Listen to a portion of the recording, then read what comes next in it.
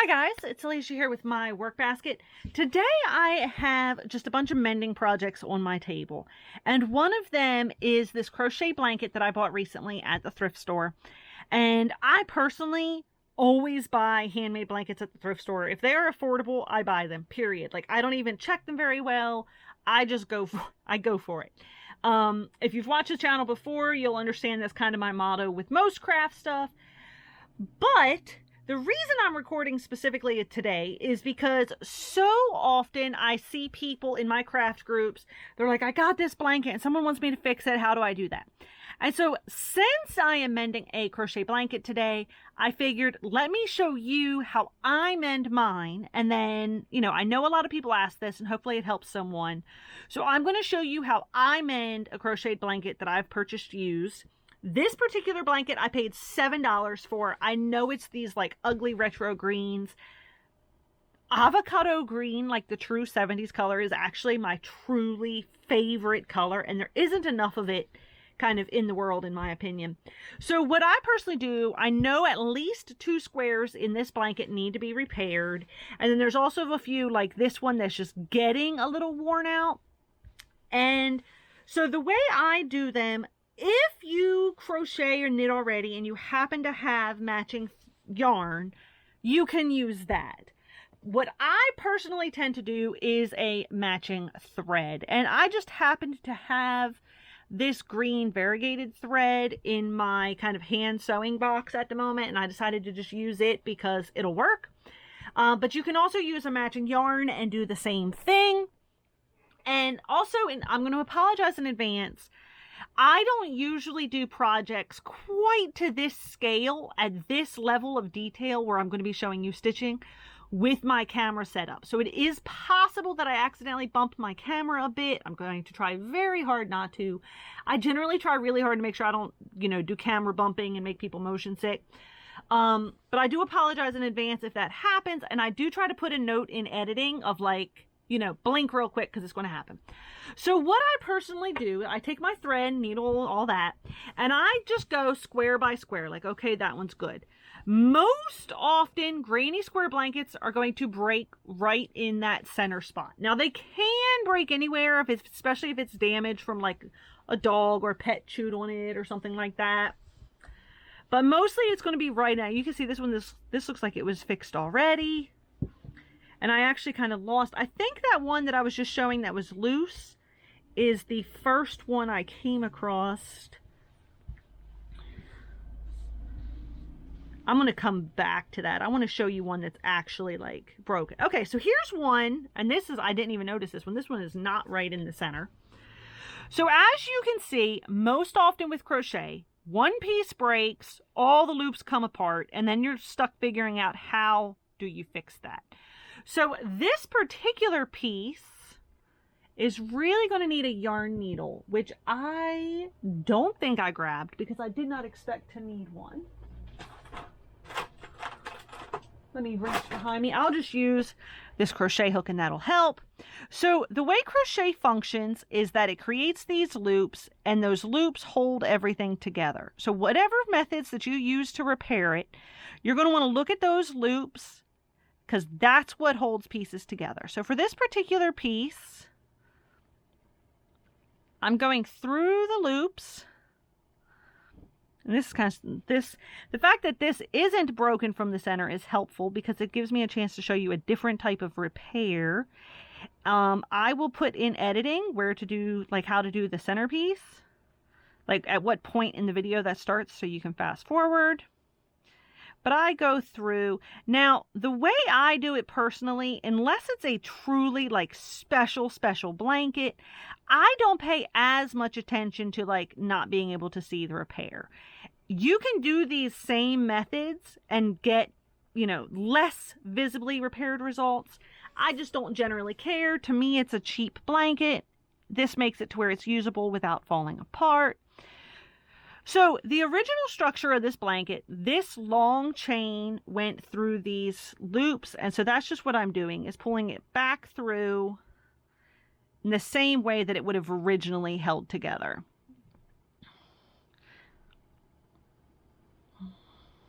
I was hoping to do it all as one piece and that didn't work out. So I'm doing a few at a time here. But generally speaking, to fix crochet, you're going to want to look at the loops and do something to hold those loops together. That's kind of it. That's the...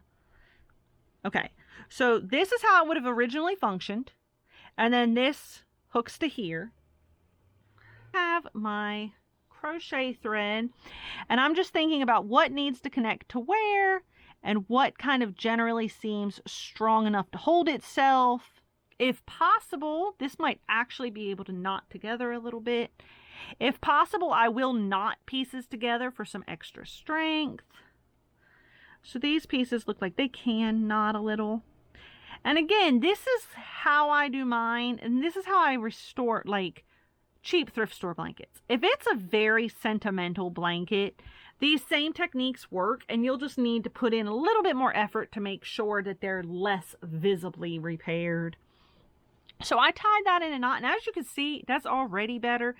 But what I'm going to do is just do a few stitches kind of here to hold it together a bit.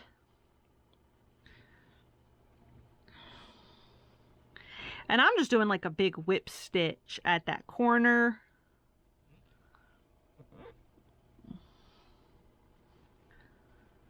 Pull that little tail out.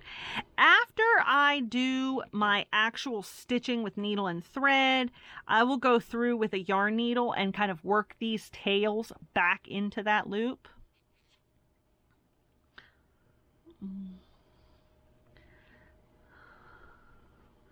So I'm just doing like a bold whip stitch. I'm going through the corner that was lost, the corner that fell apart, and just taking one big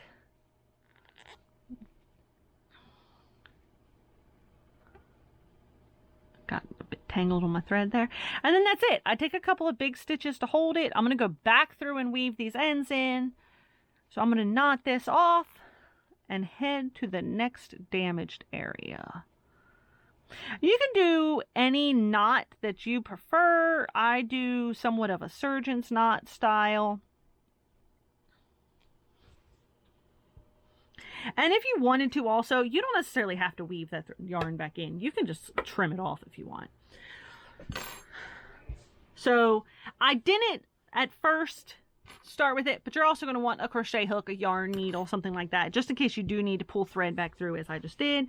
And there you can see that is mostly fixed. I'm going to trim those ends or weave them back in, and then that square is held back together. And you really can't tell all that much unless you're looking for it and kind of know it's there. If you were looking at the blanket as a whole, that wouldn't even poke out at you.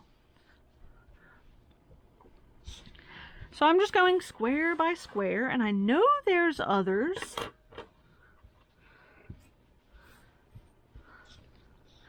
For the sake of not having this video be 100 hours long, I'm skipping ahead here. Here we go. So here is an example of what is going to happen at most. Let me get my camera to stop bouncing a bit. So this is how most blankets are going to come apart. There was a yarn that held these loops together right in the center. And this is one of the easiest ones to fix as well. So since I'm working with sewing thread, I'm just working with it double threaded. If you're working with yarn or a thicker thread, you might not have to. And I have a short piece, but hopefully that's enough for this one. So this is going to be the most basic type that you're going to have to fix. And what I'm going to do is go through the thread of where it broke. Go through, remember I pointed out those loops to you. And then these loops. You can see when you look at it, crochet has loops. That's just how it works. I'm leaving a bit of a tail because I'm going to come back to knotting that. And I could have done that a bit differently if I wanted to, instead of leaving it for knotting.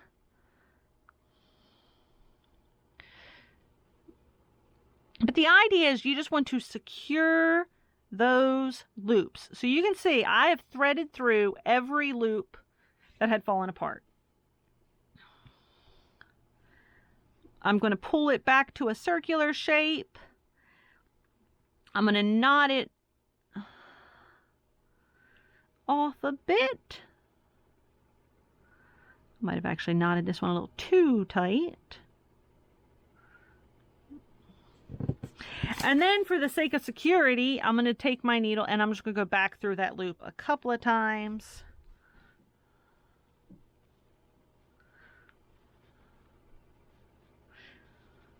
This way, it just creates a little extra oomph. Essentially, your sewing thread that you're using, it can break the same way the yarn itself from the original design broke.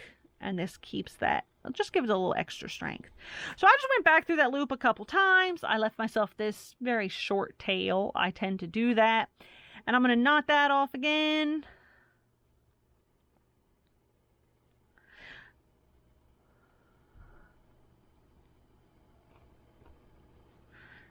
And I'm going to do just a couple knot sets so it doesn't come apart.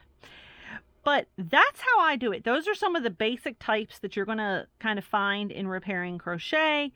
And the biggest thing with crochet or knitting is to make sure that every loop is secured. If you see a loop of yarn, you want it to be hooked to something.